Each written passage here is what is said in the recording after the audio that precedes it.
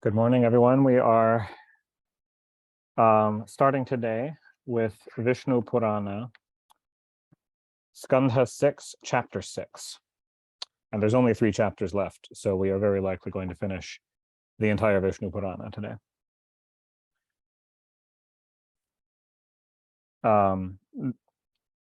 Curiously, the Vishnu Purana started a new narration not at the start of this chapter, but in the last 2 paragraphs of the preceding chapter. The teachings of the Guru Keshidhaja to the king Janaka Kandikya on the nature of the attributes of Vasudeva. Parashara said, continuing to narrate the teachings of Keshidhaja, he, Purushottama, is also known by holy study and devout meditation, and either as the cause of attaining him is entitled Brahman. From study let a man proceed to meditation, and from meditation to study.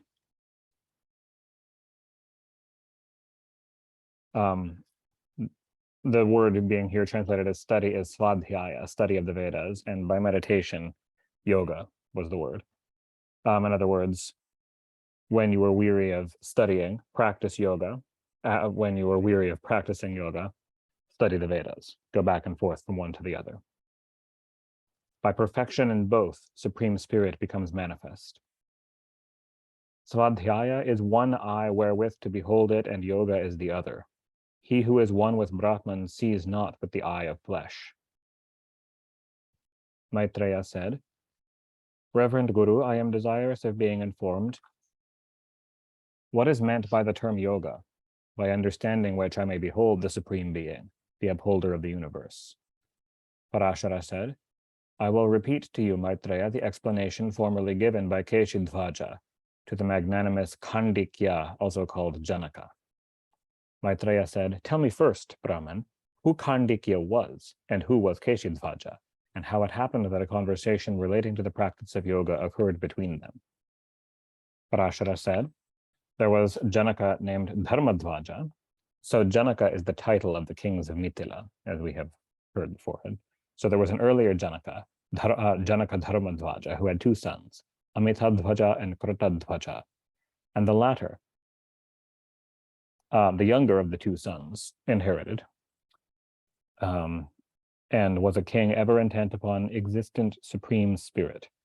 His son was the celebrated Keshidhaja. The son of Amitadvaja was the Janaka called Kandikya.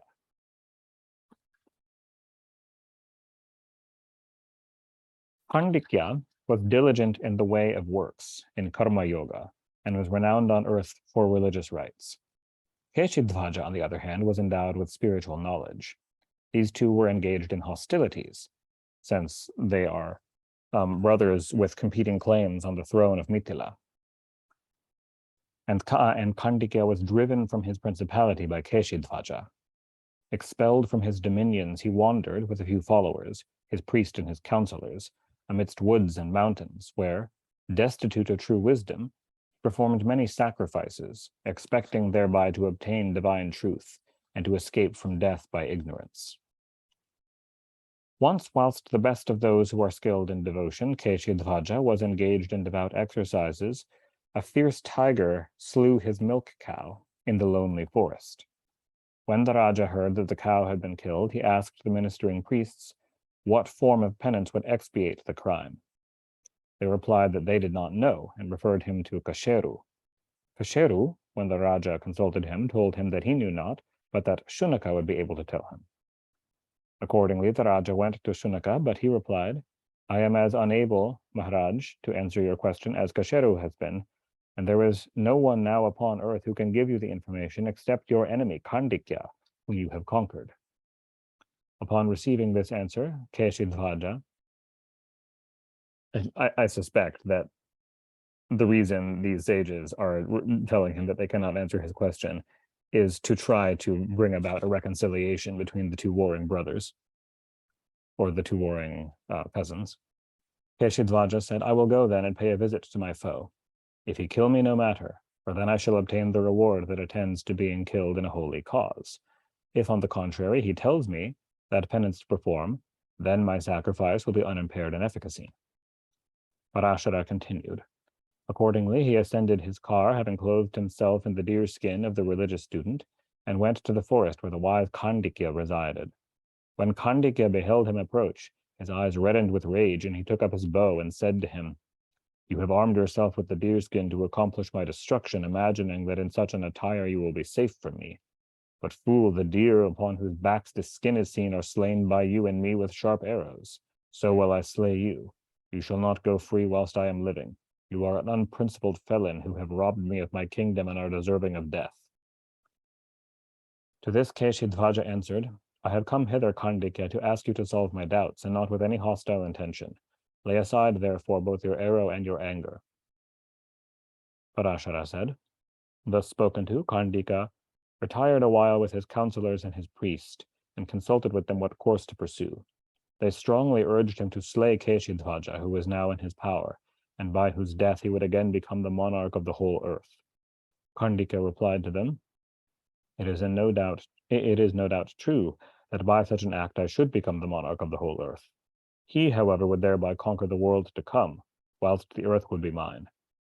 Now, if I do not kill him, I shall subdue the next world, and leave him this earth. It seems to me that this world is not of more value than the next, for the subjugation of the next world endures forever. The conquest over this is but for a brief season. I will therefore not kill him, but tell him what he wishes to know. Returning then to Keshidvaja, Khandikya desired him to propose his question, which he promised to answer, and Keshidvaja related to him what had happened, the death of the cow, and demanded to know what penance he should perform. Khandikya, in reply, explained to him fully the expiation that was suited to the occasion, and Keshidvaja then, with his permission, returned to the place of sacrifice and regularly fulfilled every necessary act. Having completed the ceremony with its supplementary rites, Keshidvaja accomplished all his objects, but he then reflected thus. The priests whom I invited to attend have all been duly honored. All those who had any request to make have been gratified by compliance with their desires. All that is proper for this world has been effected by me. Why then should my mind feel as if my duty has been unfulfilled? So meditating, he remembered that he had not presented to Khandikya the gift that is becoming to offer to a spiritual preceptor, and mounting his chariot, he immediately set off to the thick forest, where that sage abode. Khandikya, upon his reappearance, assumed his weapons to kill him, but Keshidvaja exclaimed, Forbear, venerable sage, I am not here to injure you, Khandikya. Dismiss your wrath, and know that I have come hither to offer you that remuneration which is due to you as my instructor. Through your lessons, I have fully completed my sacrifice, and I am therefore desirous to give you a gift. Demand what it should be. Khandikya, having once more commenced with his counselors, told them the purpose of his rival's visit and asked them what he should demand. His friends recommended him to require his whole kingdom back again, as kingdoms are obtained by prudent men without conflicting hosts. The reflecting king Khandikya laughed and replied to them, Why should a person such as I be desirous of a temporary earthly kingdom? Of a truth, you are able counselors in the concerns of this life, but of those of the life to come you are assuredly ignorant. So speaking, he went back to Keshidvaja and said to him, Is it true that you wish to make me a gift as to your guru? Indeed I do, answered Keshidvaja. Then, rejoined Khandikya, as it is known that you are learned in the spiritual learning that teaches the doctrine of the soul, if you will communicate that knowledge to me, you will have discharged your debt to your guru. Declare to me what acts are efficacious for the alleviation of human affliction. But, said Keshidvaja, why have you not asked of me my kingdom, now free from all annoyance? What else except dominion is acceptable to the warrior race? I will tell you, replied Khandikya, why I did not make such a demand nor require that territory which is an object of ignorant ambition. It is the duty of the warrior to protect his subjects in peace, and to kill in fight the enemies of his sway. It is no fault that you should have taken my kingdom from one who was unable to defend it, to whom it was a bondage, and who was thus freed from the encumbrance of ignorance. My desire of dominion originated in my being born to possess it. The ambition of others, which proceeds from human frailties, is not compatible with virtue. To solicit gifts is not the duty of a prince and warrior. and for these reasons I have not asked for your kingdom, nor made a demand which ignorance alone would suggest. Those only who are destitute of knowledge, whose minds are engrossed by selfishness, who are intoxicated with the inebriating beverage of self-sufficiency desire kingdoms, not such as I am. When the king Keshidhwaja heard these words, he was much pleased and exclaimed, "It is well spoken." Then, addressing Kandikya affectionately, he said, "Listen to my words. Through desire of escaping death by the ignorance of works, I exercise the regal power, celebrate various sacrifices, and enjoy pleasures subversive of purity. Fortunate is it for you that your mind has attached itself to the dominion of discrimination. Pride of your race, now listen to the real nature of ignorance. The notion that self consists in what is not self, and the opinion that property consists in what is not one's own, constitute the double seed of the tree of ignorance.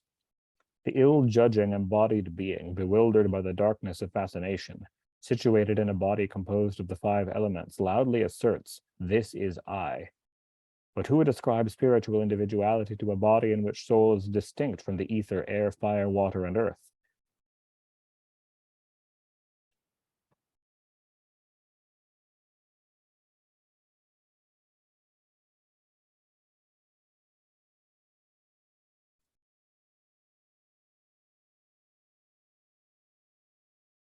What man of understanding assigns to disembodied spirit corporeal fruition, or lands, houses, and the like, that it should say, 'These are mine'?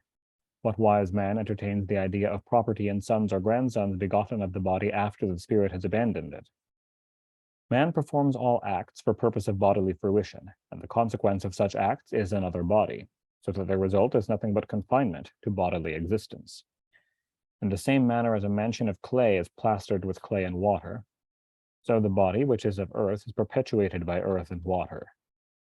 The body, consisting of the 5 elements, is nourished by substance equally composed of those elements, but since this is the case, what is there in this life that man should be proud of? Traveling the path of the world for many thousands of births, man attains only the weariness of bewilderment, and is smothered by the dust of imagination. When that dust is washed away by the bland water of real knowledge, then the weariness of bewilderment sustained by the wayfarer through repeated births is removed.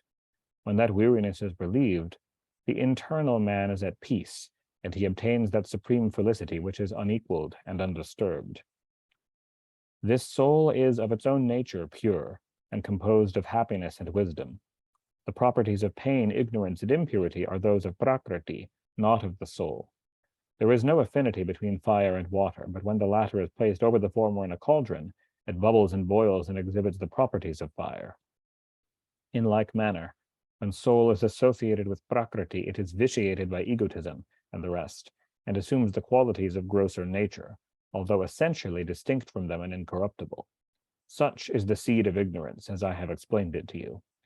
There is but one cure of worldly sorrows, the practice of devotion. No other is known to me.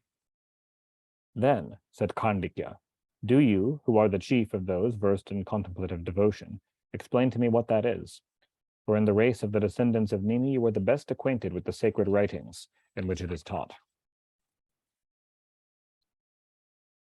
Here, replied Keshidhwaja, the account of the nature of contemplative devotion, or in other words, of bhakti yoga, which I impart to you, and by perfection in which the sage attains resolution into Brahman and never suffers birth again. The mind of man is the cause both of his bondage and his liberation. Its addiction to the objects of sense is the means of his bondage. Its separation from the objects of sense is the means of his freedom. The man who is capable of discriminative knowledge must therefore restrain his mind from all the objects of sense, and therewith meditate upon the Supreme Being, who is one with spirit, in order to attain liberation. For that Supreme Spirit attaches to itself him who meditates upon it, and who is of the same nature, as the lodestone attracts the iron. Lodestone is a magnet. Attracts the iron by the virtue which is common to itself and to its products.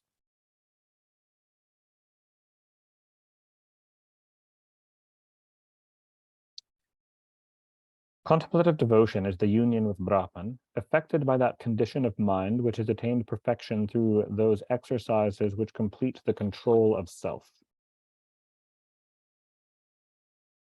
And he whose contemplative devotion is characterized by the property of such absolute perfection is in truth a sage expectant of final liberation from the world. And the commentators here adds that the first stage of this attaining perfection of mind through those exercises is the Atma Prayatna, the practice of moral and religious restraint, the yamas and niyamas of yoga. When the novice is perfect in these, then he is fit to attain the perfectibility of an adept through the especial practices which treatises on the yoga prescribe. When the mind has attained the state which can alone be attained through them, then the union with Brahman, which is the consequence, is called yoga. The Atma Prayatna is defined to be that which has yama and niyama for its objects. The next phrase is the same as the condition or state of mind perfected. Of that state of mind, union with Brahman, that is yoga. Union with Brahman is the abstraction that proposes the identity of the living spirit, or jiva, with the supreme spirit, the union of the jivatma with Brahman. And yoga is understanding of the identity of the contemplator and the object contemplated.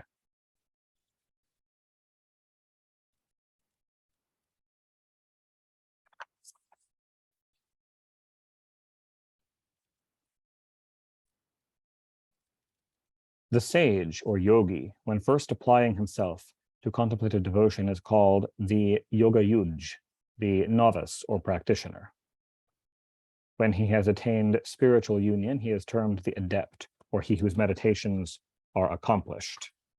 A vinishpanna samadhi, or one who has attained samadhi. Or the commentator here terms the adept the brahmajnanin, the knower of Brahman. Should the thoughts of the former be unvitiated by any obstructing imperfection, he will obtain freedom after practicing devotion through several lives. The commentator says after 3 lives, if practiced straightforwardly. The latter speedily obtains liberation in that very existence, the true knower of Brahman, all his acts being consumed by the fire of contemplative devotion. The sage who would bring his mind into a fit state for the performance of devout contemplation must be devoid of desire and observe invariably brahmacharya, compassion, truth, honesty, and disinterestedness. He must fix his mind intently on the supreme Brahman, practicing holy study, purification, contentment, tapas, and self-control.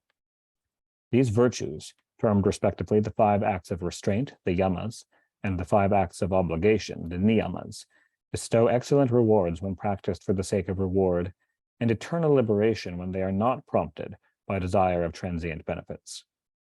Endowed with these merits, the sage, self-restrained, should sit in one of the modes termed bhadrasana, etc., and engage in contemplation.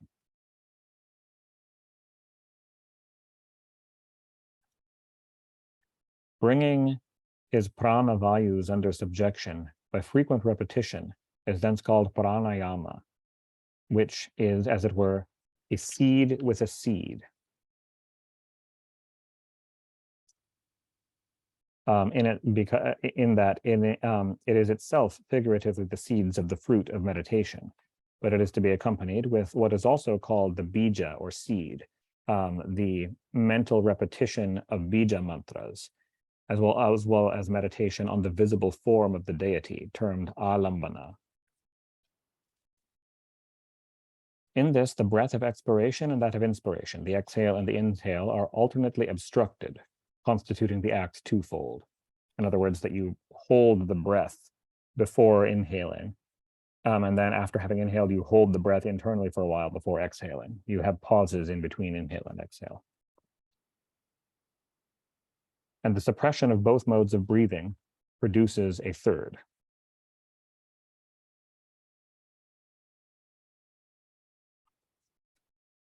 The exercise of the yogi, whilst endeavoring to bring before his thoughts the gross form of the eternal, or the visible form of the Ishta Devata, is denominated alambana. He is then to perform the pratyahara, which consists in restraining his organs of sense from susceptibility to outward impressions and directing them entirely to mental perceptions. By these means, the entire subjugation of the unsteady senses is effected, and if they are not controlled, the sage will not accomplish his devotions. When by the pranayama the vital airs are restrained and the senses are subjugated by the pratyahara, then the sage will be able to keep his mind steady in its perfect asylum. Pandikya then said to Keshidhvaja, "Illustrious sage, inform me what is that perfect asylum on the mind, resting on which it destroys all the products of infirmity." To this, Keshidhvaja replied, "The asylum of mind is Brahman, which of its own nature is twofold, as being saguna or nirguna, with or without form, and each of these is supreme and secondary."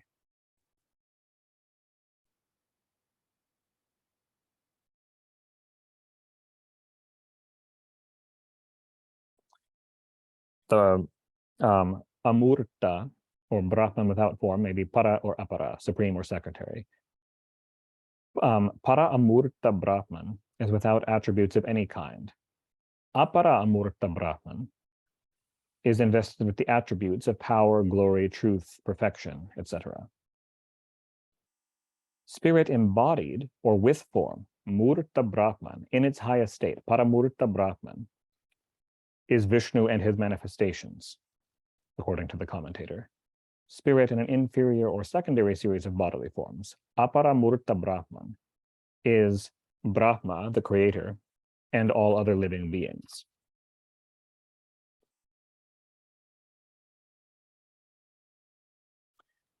Apprehension of spirit, again, is threefold, or bhavana, the bhavana of Brahman is threefold. I will explain the different kinds to you. They are that which is called Brahman, that which is named from works, and that which comprehends both. The mental apprehension which consists of Brahman is one, that which is formed of works is another, and that which comprehends both is the third. So that mental apprehension is threefold. In other words, perceiving normal worldly activity, the regular natural activity of the mind, the experience of pure transcendence in Brahman, or both simultaneously. Those are the three categories. Sanandana and other perfect sages were endowed with apprehension of the true nature of Brahman. The gods and others, whether animate or inanimate, are possessed of that which regards acts. The apprehension that comprehends both works and spirit exists in Hiranyagarbha and others, who are possessed of contemplative knowledge of their own nature, and who also exercise certain active functions, such as creation and the rest.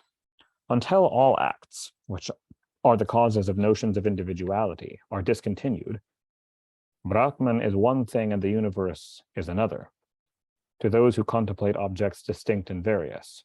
But that is called true knowledge, or knowledge of Brahman, which recognizes no such distinctions, which contemplates only simple existence, which is indefinable by words, and is to be discovered solely in one's own spirit. That is the supreme imperishable form of Vishnu, who is without form, and is characterized as a condition of the supreme soul, which is variously modified from the condition of universal form. But this condition cannot be contemplated by sages in their early devotions, and they must therefore direct their minds to the gross form of Hari, which is of universal perceptibility. They must meditate upon him as Hiranyagarbha, as the glorious Vasava, as Prajapati, as the winds, the Vasus, the Rudras, the suns and stars, planets, Gandharvas, Yakshas, Daityas, all the gods and their progenitors, humans, animals, mountains, oceans, rivers, trees, all beings and all sources of beings, all modification whatever of nature and its products, whether sentient or unconscious, one-footed, two-footed, or many-footed. All these are the sensible form of Hari, to be apprehended by the three kinds of apprehension. All this universal world, this world of moving and stationary beings, is pervaded by the energy of Vishnu, who is of the nature of the supreme Brahman. This energy is either supreme, or when it is that of conscious embodied spirit, it is secondary, para or apara. Ignorance, or that which is denominated from works, is a third energy, a third Shakti. So there is Parashakti, Aparashakti, and the third Shakti, by which the omnipresent energy of embodied spirit is ever excited, and whence it suffers all the pains of repeated worldly existence. Obscured by that Shakti of ignorance or delusion, the Shakti that it is denominated from embodied Shakti is characterized by different degrees of perfection in all created beings. In things without life, or inanimate objects, it exists in a very small degree. It is more in things that have life but are without motion, such as, for example, plants. In insects, it is still more abundant, and still more in birds. It is more in wild mammals, and in domestic animals, the faculty is still greater. Humans have more of this faculty than animals, and thence arises their authority over them. The faculty exists in an ascending degree in Nagas, which are superior to humans. Gandharvas, Yakshas, all these things are more and more conscious and spiritually superior to human beings. Devas, Shakra, Indra, the Raja of Devas, Prajapati, and Hiranyagarbha, and is above all predominant. And that Purusha, of whom all these various creatures are but the diversified forms, penetrated universally by his energy, by his Shakti, as all-pervading as the ether.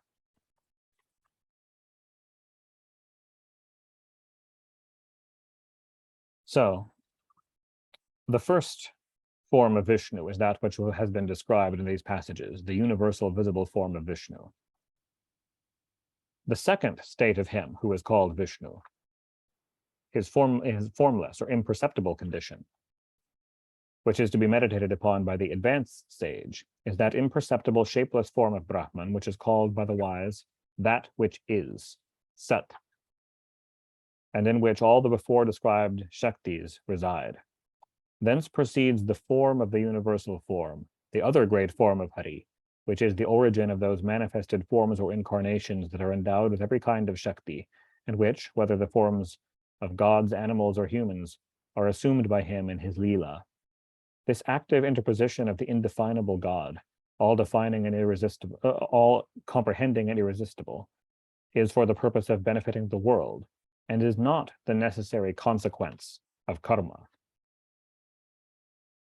This form of the universal form is to be meditated upon by the sage for the object of purification, as it destroys all sin. In the same manner as fire blazing in the wind burns dry grass, so Vishnu, seated in the heart, consumes the sins of the sage, and therefore let him resolutely effect the fixation of his mind upon that receptacle of all the three Shaktis, for that is the operation of the mind which is called perfect dharana, or retention, holding of the image or idea formed in the mind by contemplation. And thus, the perfect asylum of individual as well as universal spirit, that which is beyond the three modes of apprehension, is attained for the eternal emancipation of the sage. The minds of other beings, which are not fixed upon that asylum, are altogether impure, and are all the devas and the rest who spring from acts. The retention or apprehension by the mind of that visible form of Vishnu, without regard to subsidiary forms, is thence called dharana, and I will describe to you the perceptible form of Hari, which no mental retention will manifest except in a mind that is fit to become the receptacle of the idea. The meditating sage must think he beholds internally the figure of Vishnu as having a pleased and lovely countenance, with eyes like the leaf of the lotus, smooth cheeks, and a broad and brilliant forehead, ears of equal size, the lobes of which are decorated with splendid pendants, a painted neck, and a broad breast on which shines the Srivatsa mark, a belly falling in graceful folds with a deep-seated navel, 8 long arms, or else 4, and firm and well-knit thighs and legs with well-formed feet and toes. Let him, with well-governed thoughts, contemplate as long as he can persevere in unremitting attention. Hari is clad in a yellow robe, wearing a rich diadem on his head, and brilliant armlets and bracelets on his arms, and bearing in his hands the bow, the conch, the mace, the sword, the discus, the mala, the lotus, and the arrow.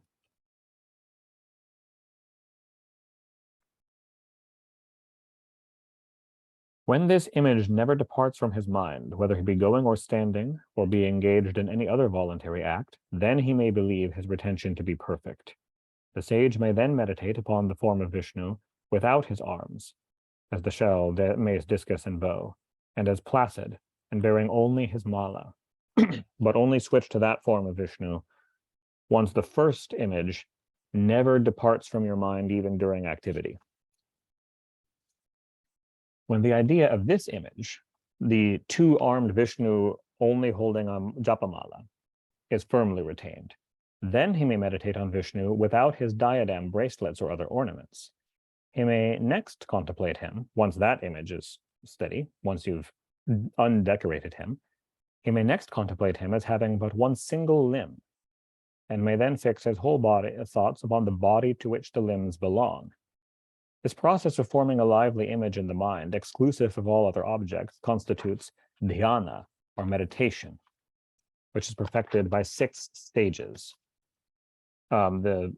These stages being the stages that have led up to it: yama and niyama, asana, pranayama, pratyahara, bhavana, and dharana. This is, of course, a method of yoga using not mantra, but visualization as its essential technique. And when an accurate knowledge of self, free from all distinction, is attained by this mental meditation, that is termed samadhi.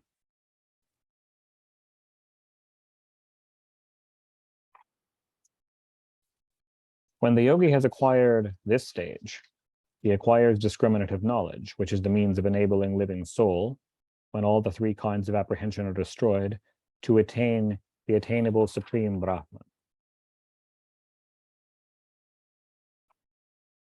Embodied spirit is the user of the instrument, which instrument is true knowledge, and by it, that identification of the former with Brahman is attained. Liberation, which is the object to be effected, being accomplished, discriminative knowledge ceases. When endowed, in other words, consciousness of things distinguished from each other cease. What is experienced is a pure unity. When endowed with the apprehension of the nature of the object of inquiry, then there is no difference between it and Supreme Spirit.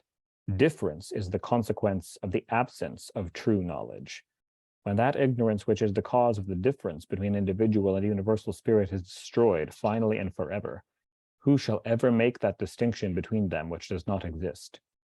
Thus have I, Khandikya, in reply to your question, explained to you what is meant by contemplative devotion, both fully and summarily. What else do you wish to hear? Khandikya replied to Keshidhvaja and said, the explanation which you have given me of the real nature of contemplative devotion has fulfilled all my wishes and removed all impurity from my mind. The expression mine, which I have been accustomed to use, is untruth, and cannot be otherwise declared by those who know what is to be known. The words I and mine constitute ignorance, but practice is influenced by ignorance. Supreme truth cannot be defined, for it is not to be explained by words. Depart, therefore, Keshidhvaja.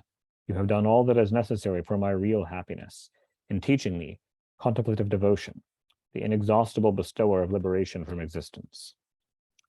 Accordingly, King Keshidhvaja, after receiving suitable homage from Khandikya, returned to his city. Khandikya, having nominated his son Raja,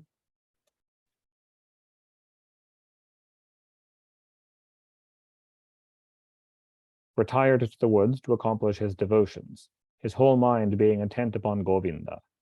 There his entire thoughts being engrossed upon one only object, and being purified by practices of restraint, self-control, and the rest, he obtained absorption into the pure and perfect spirit, which is termed Vishnu. Keshidhvaja also, in order to attain liberation, became averse from his own perishable works, and lived amidst objects of sense, without becoming attached to them, and instituted religious rites without expecting therefrom any advantages to himself. Thus, by pure and auspicious fruition, being cleansed from all sin, he also obtained that perfection which assuages all affliction forever. Chapter 8, the final chapter of the Purana. Parashara said, I have now explained to you, Maitreya, the third kind of worldly dissolution, or that which is absolute and final, which is liberation, and resolution into eternal spirit. The Brahmanilaya, the melting away, dissolution or fusion into all. I have related to you primary and secondary creation, Sarga and Visarga creation, the families of the patriarchs, the periods of the Manvantaras, and the genealogical histories of the kings. I have repeated to you in short, who were desirous of hearing it, the imperishable Vaishnava Purana, which is destructive of all sins, the most excellent of all holy writings, and the means of attaining the great end of humankind. If there is anything else you wish to hear, propose your question, and I will answer it. Maitreya said, Holy Guru, you have indeed related to me all that I wished to know, and I have listened to it with pious attention. I have nothing further to inquire. The doubts inseparable from the mind of man have all been resolved by you, and through your instructions I am acquainted with the origin, duration, and end of all things, with Vishnu in his collective fourfold form. In other words, spirit, matter, form, and time. His three Shaktis, and with the three modes of apprehending the object of contemplation, the bhavanas. Of all this have I acquired a knowledge through your favor, and nothing else is worthy to be known, when it is once understood that Vishnu and this world are not mutually distinct. O Mahamuni, I have obtained through your kindness all I desired, the dissipation of my doubts, since you have instructed me in the duties of the several tribes and in other obligations, the nature of active life, and discontinuance of action, and the derivation of all that exists from works. There is nothing else, Venerable Brahman, that I have to inquire of you, and forgive me if your answer to my questions have imposed upon you any fatigue. Pardon me the trouble that I have given you, through that amiable quality of the virtuous which makes no distinction between a disciple and a child. Parashara said, I have related to you this Purana, which is equal to the Vedas in sanctity, and by hearing which all faults and sins whatever are expiated. In this have been described to you the Sarga and Visarga creation, the families of the patriarchs, the Manvantaras, the regal dynasties, the gods, Daityas, Gandharvas, Nagas, Rakshasas, Yakshas, Vidyadharas, Siddhas, and Apsaras, Munis endowed with spiritual wisdom and practices of devotion, the distinction of the four Varnas, and the action of the most eminent amongst men, holy places on the earth, holy rivers and oceans, sacred mountains, and legends of the truly wise, the duties of the different tribes, and the observances enjoined by the Vedas. By hearing this, all sins are at once obliterated. In this also the glorious Hari has been revealed, the cause of the creation, preservation, and destruction of the world, the soul of all things, and himself all things, by the repetition of whose name man is undoubtedly liberated from all sins, which fly like wolves that are frightened by a lion. The repetition of his name, the name of Hari, with devout faith, is the best remover of all sins, destroying them as fire purifies the metal from the dross. The stain of the Kali Yuga, which ensures to men sharp punishments in Naraka, is at once effaced by a single invocation of Hari. He who is all that is, the whole egg of Brahma, which Hiranyagarbha, Indra, Rudra, the Adityas, the Ashvins, the Maruts, the Kinnaras, the Vasus, the Sadhyas, Vishwadevas, the celestial Devas, the Yakshas, Nagas, Rakshasas, the Siddhas, Daityas, Gandharvas, Danavas, Apsaras, the stars, asterisms, Grahas, the Saptarishis, the regents and superintendents of the quarters, humans, Brahmins, and the rest, animals tame and wild, insects, birds, ghosts and goblins, trees, mountains, woods, rivers, oceans, the subterranean regions, the division of the earth and all perceptible objects, he who is all things, who knows all things, who is the form of all things, being without form himself, and of whom whatever is, from Mount Meru to an atom, all consists. He, the glorious Vishnu, the destroyer of all sin, is described in this Purana. By hearing this Purana, an equal recompense is obtained to that which is derived from the performance of an Ashvamedha Yajna, or from fasting at the holy places Prayaga, Pushkara, Kurukshetra, or Arbuda.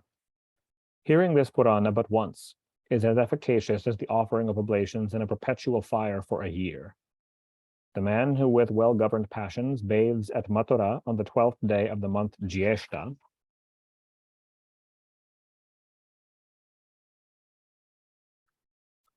and beholds the image of Hari obtains a great recompense. So does he who, with mind fixed upon Keshava, attentively recites this Purana. The man who bathes in the waters of the Yamuna on the 12th lunation of the waxing fortnight of the month in which the moon is in the mansion Jyeshta, and who fasts and worships Achyuta in the city of Mathura, receives the reward of an uninterrupted Ashvamedha.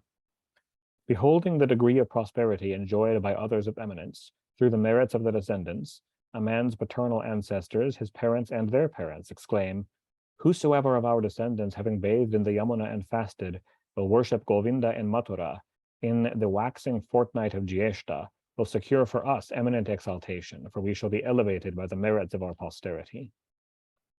A man of good extraction will present obsequial cakes to his fortunate ancestors in the Yamuna, having worshipped Janardana in the waxing fortnight of Jyeshta. But the same degree of merit that a man reaps from adoring Janardana at that season with a devoted heart, and from bathing in the Yamuna, and effecting the liberation of his progenitors by offering to them on such an occasion obsequial cakes, he derives also from hearing with equal devotion even a section of this Purana. This Purana is the best of all preservatives for those who are afraid of worldly existence, a certain alleviation of the sufferings of men and remover of all imperfections. This Purana, originally composed by the Rishi Narayana, was communicated by Brahma to Ribhu. He related it to Priyavrata, by whom it was imparted to Bhaguri. Bhaguri recited it to Tamasitra. This name differs in different manuscripts. Some say Tambamitra. One copy says Tavamitraya, which would not be a name, but to thy friend, as if it might be an epithet of someone. And he to Dadicha, who gave it to Sarasvata. From Sarasvata, Bhrigu received it, who imparted it to the Nagaraja Dhritarashtra. And to Purana of the same race, a Naga named Purana, by whom it was repeated to the Naga's monarch, Vasuki. The Naga king Vasuki communicated this Purana to Vatsa, and he to Ashvatara.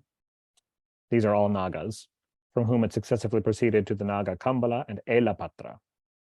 When the Muni Vedashiras descended to Patala, he there received the whole Vishnu Purana from these Nagas, and he communicated it to Pramati. Pramati consigned it to the wise Jatukarna, and he taught it to many other holy persons.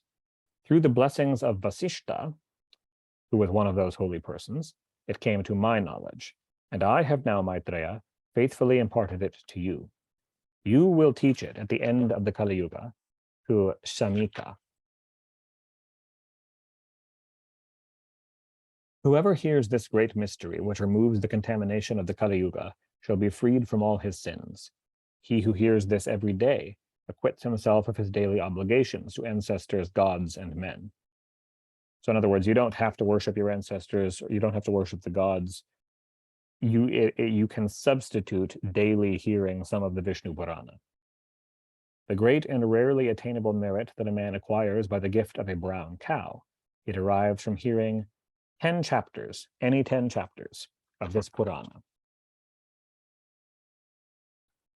He who hears the entire Purana, contemplating in his mind Achyuta, who is all things and of whom all things are made, who is the stay of the whole world, the receptacle of spirit, who is knowledge and that which is to be known, who is without beginning or end, and the benefactor of the gods, obtains assuredly the reward that attends the uninterrupted celebration of the Ashvamedha rite. He who reads and retains with faith this Purana, in the beginning, middle, and end of which is described the glorious Achyuta, the Lord of the universe in every stage, the master of all that is movable or stationary, composed of spiritual knowledge, acquires such purity as exists not in any world, the eternal state of perfection which is Hari. The man who fixes his mind on Vishnu goes not to Naraka.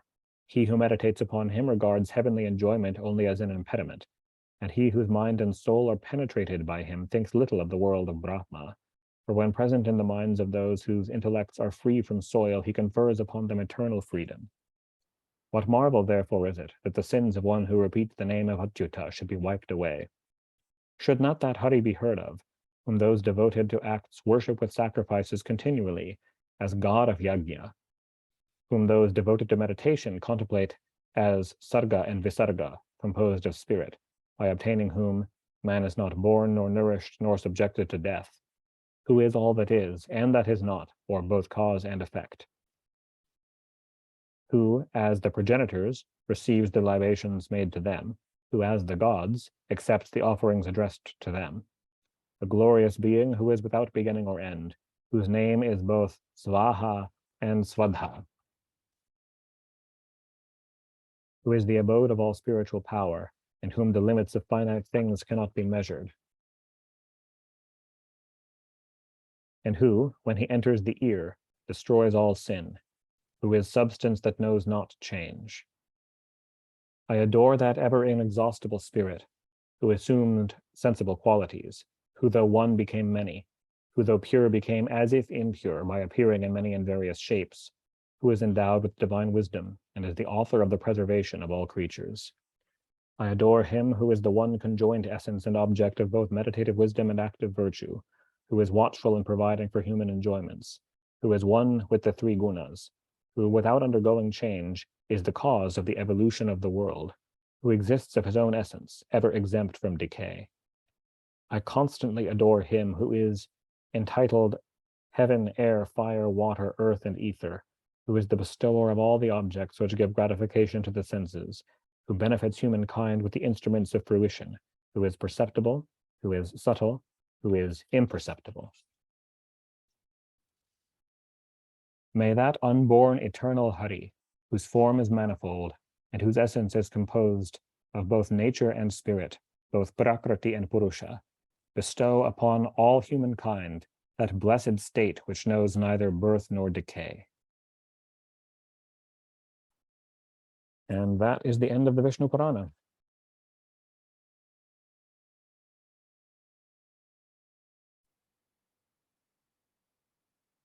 Thank you guys very much for coming. Thank you so much, Devla. Awesome. So amazing. Yeah, so I think we should probably end this, reading-wise, we should probably end there for today, but next time I am happy to start up. We had talked about doing next the Srimad Devi Bhagavata Purana. I do have a copy of it, so I'm happy to do that one next. Beautiful. Is that also, I mean, we can check in just a minute here, but I'm wondering if it's on the sacredtext.com. It is, and in the very same translation that I have, Swami Vijnanananda, I believe, did that translation. Wow. Perfect. Yeah, I can find you a link to it, but I'm pretty sure it's on there. Great. What a great website. It has like it's a lot. It's a good one. It's a really good one. Yeah. Good fun. Yeah. All right. Yeah. Thank you all very much. Thank you, Devla. Thank you so much, man. Hari Bol, Jai Hari. Hari Bol.